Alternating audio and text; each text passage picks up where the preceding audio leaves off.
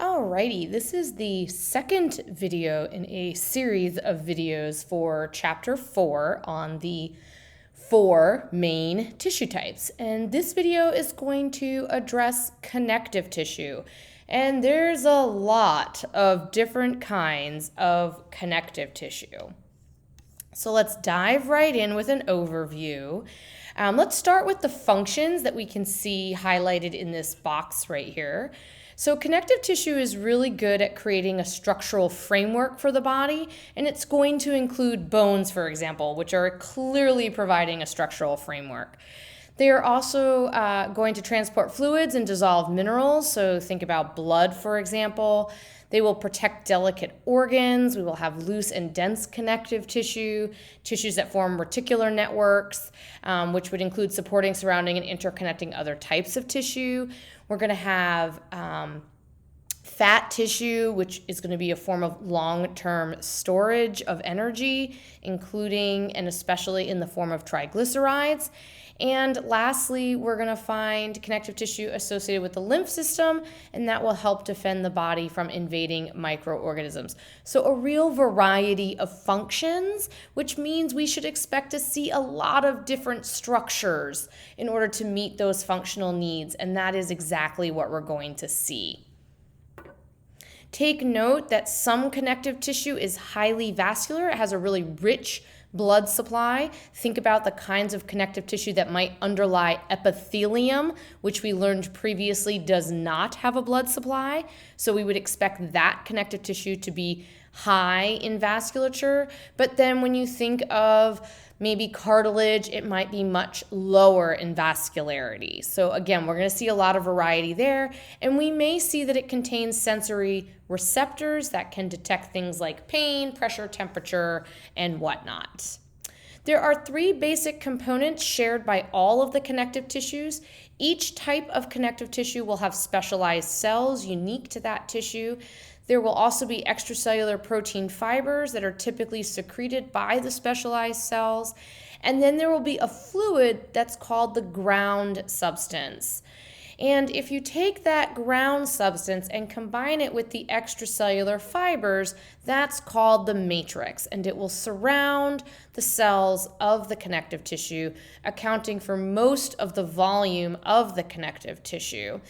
And what we'll notice is that there's fewer cells and more extracellular material compared to, say, epithelial tissue, where really the only extracellular material we saw was the basement membrane. Connective tissue has 3 subdivisions. So we'll have the first one will be connective tissue proper. We're going to see that there's many types of cells in there. And furthermore, we can take connective tissue proper and divide it into 2 categories: loose connective tissue and dense connective tissue.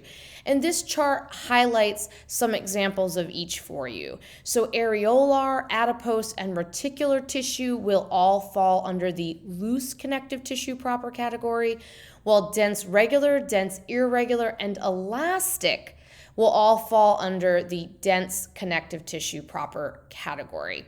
And they are named for exactly what you would expect. In loose, we're going to see that the fibers are not packed tightly together, whereas in the dense, we are going to see more tightly packed fibers. Our second subdivision will be fluid connective tissue. This type of tissue will have a distinctive group of cells because what we're really talking about here is blood and lymph, and those are the only 2 types of fluid connective tissue. Blood, of course, will be in the cardiovascular system, lymph will be within the lymphatic system, and both of them are very watery in terms of their matrix, which is why they're called fluid connective tissue. And the third type is going to be our supporting connective tissue. We're going to have less diverse cell populations here. Typically, we'll just have 1 to 3 different types of cells. And we're also going to notice that these cells, the matrix will be more densely packed.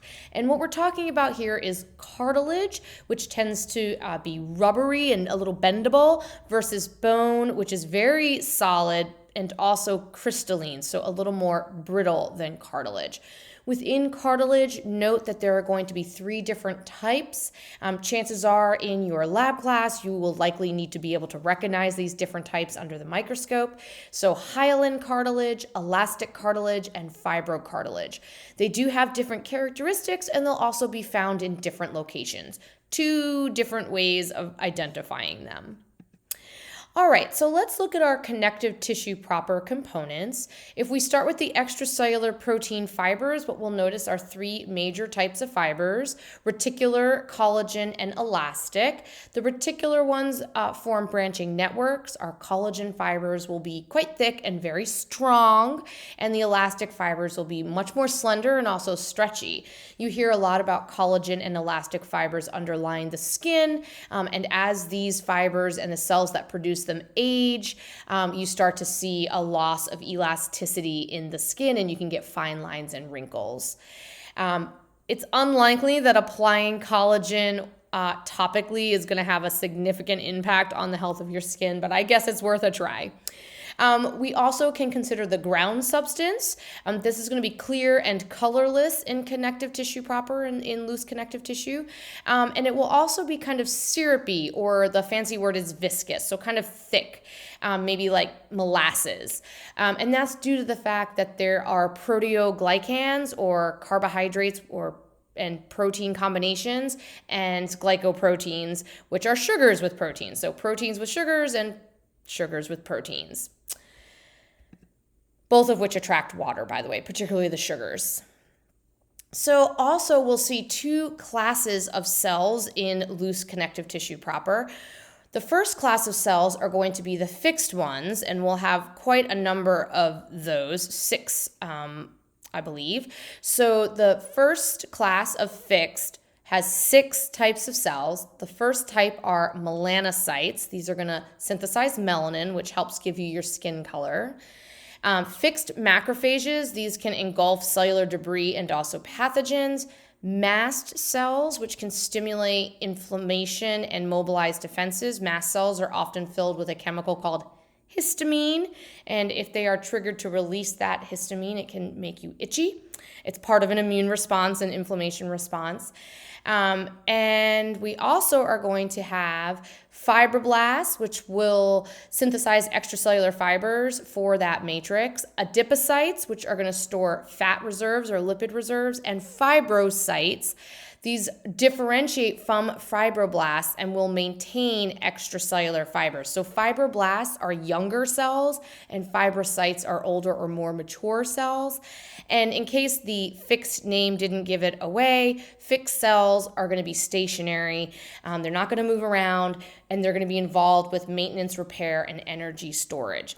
And if one class was fixed, then perhaps it makes sense that the second class of cells will be the wandering cells. These are going to be able to move throughout the tissue. They tend to focus on defense and repair.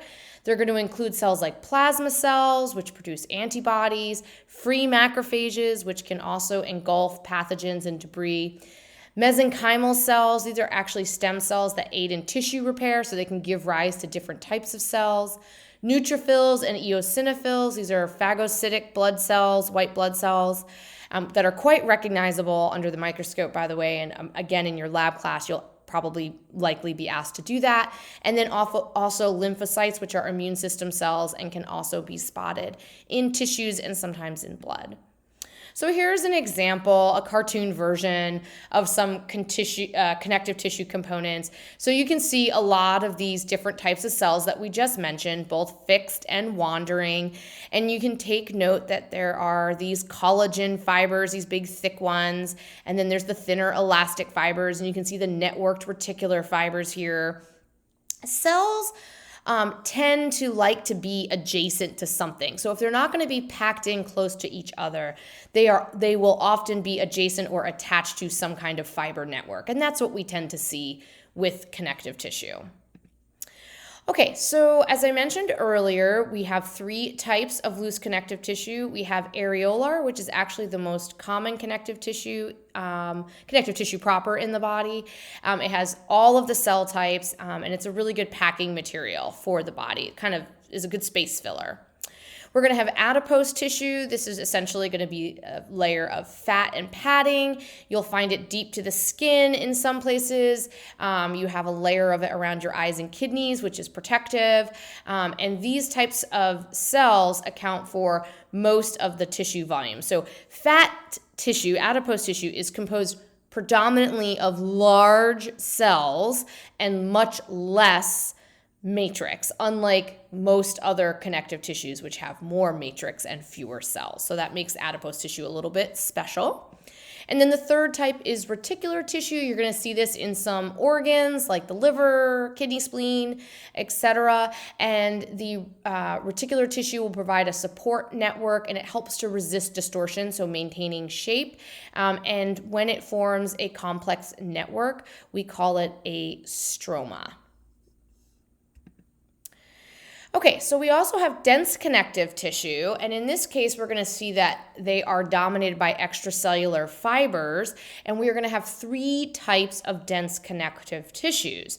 So the first one will be dense regular connective tissue. You're going to find that in things like tendons or ligaments, and what you'll notice is that the collagen, the really thick, strong fibers, will be arranged in parallel bundles. So this is an example of a tendon from the triceps muscle. Just be cautious. This is not muscle tissue we're looking at. It's the tendon that's attached to the muscle. So different. Tendons are made up of connective tissue, whereas the actual belly of the muscle will be made up of muscle tissue predominantly.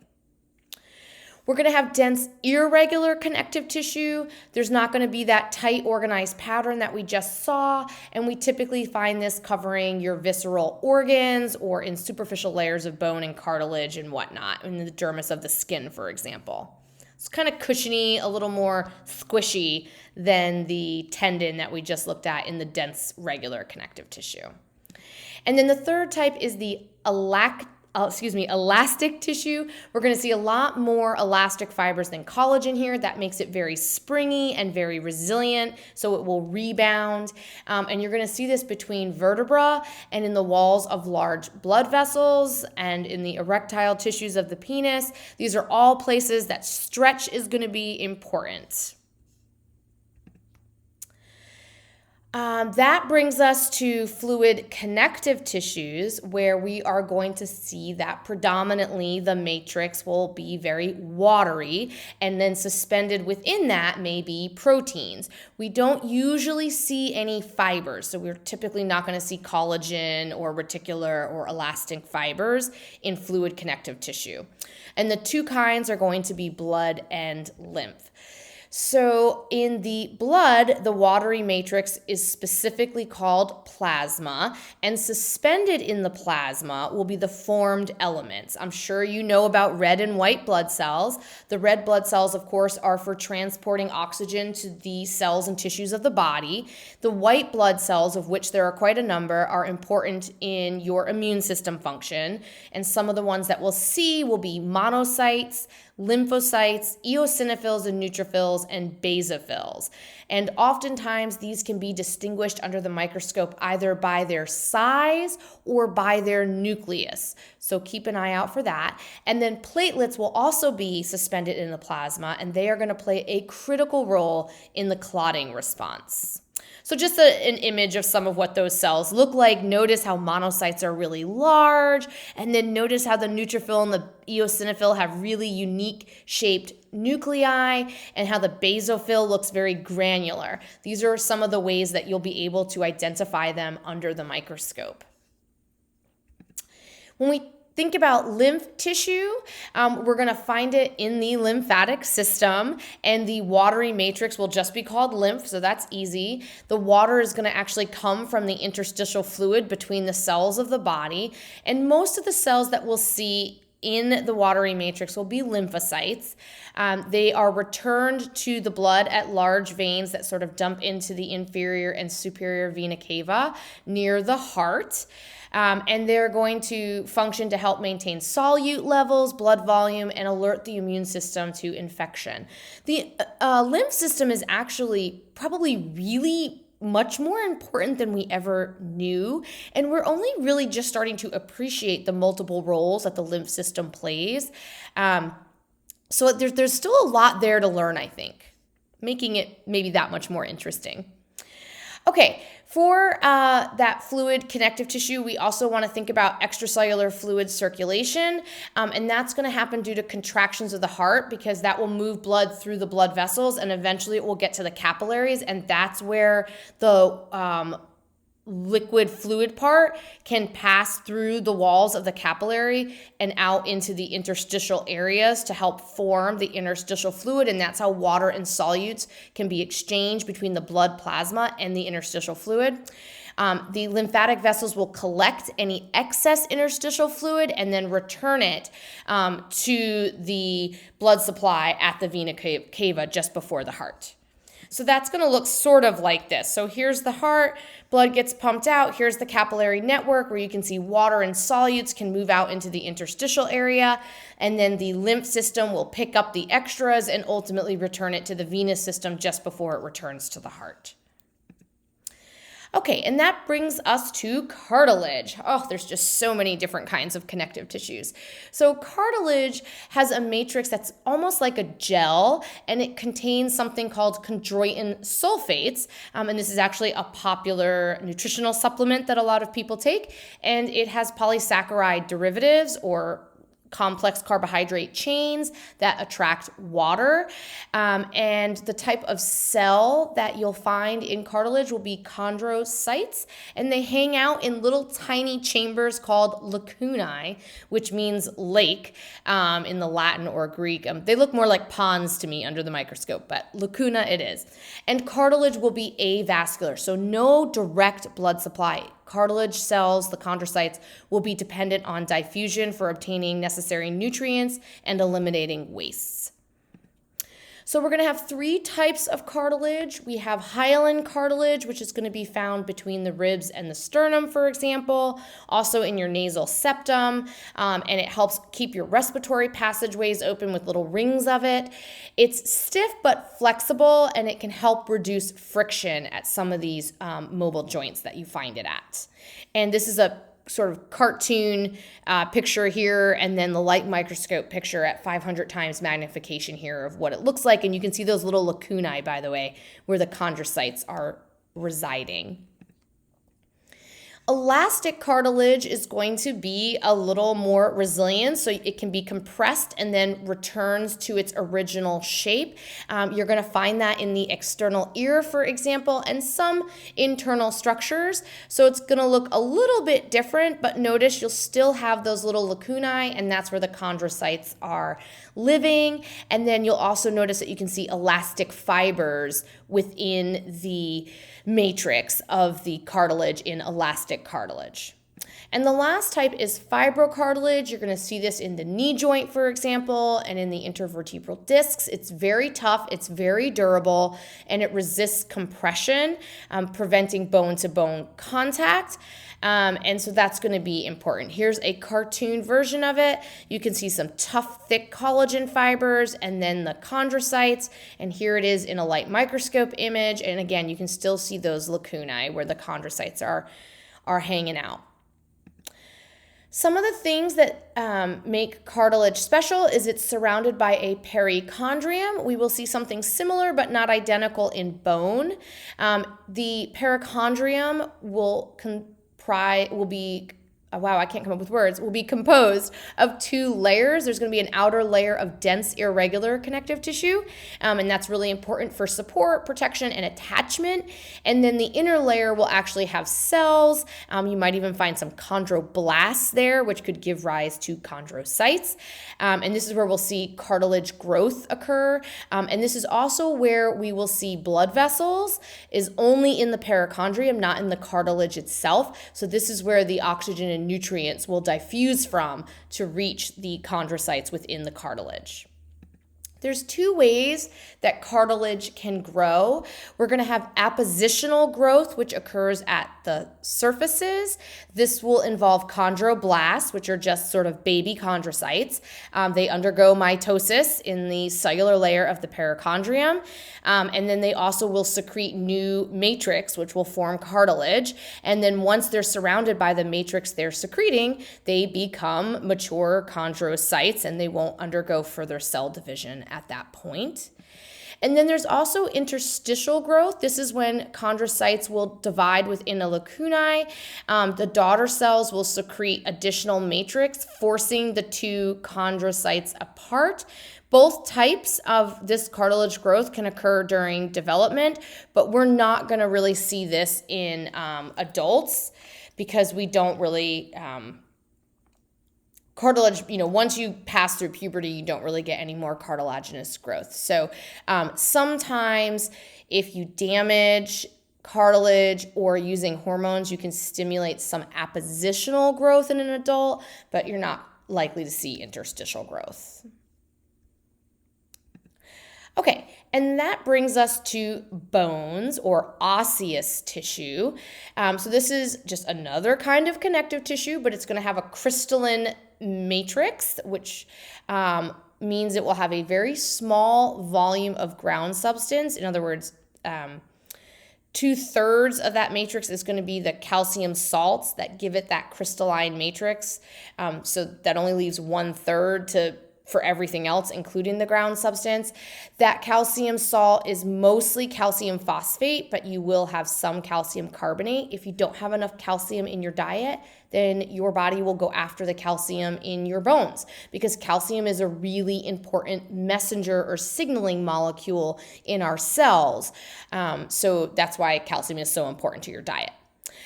There are lots of collagen fibers, though, in osseous tissue, and that will help give them flexibility, which I know is hard to envision in your mind because you think of bones as very strong and hard, and they are, but there is a tiny little bit of flexibility, and that's what makes them resistant to shattering. So that's important. Okay.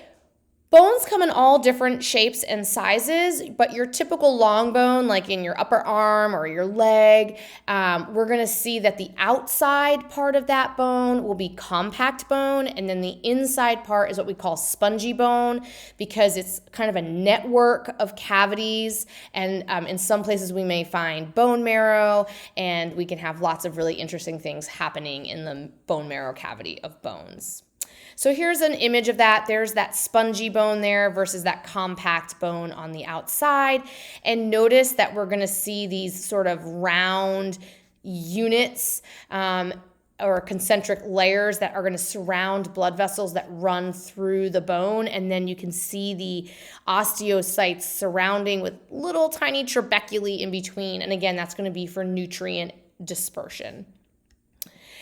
Take note, there's this lovely chart in your book. It's going to compare cartilage to bone in all of the things like cells and fibers. I would definitely take a peek at this.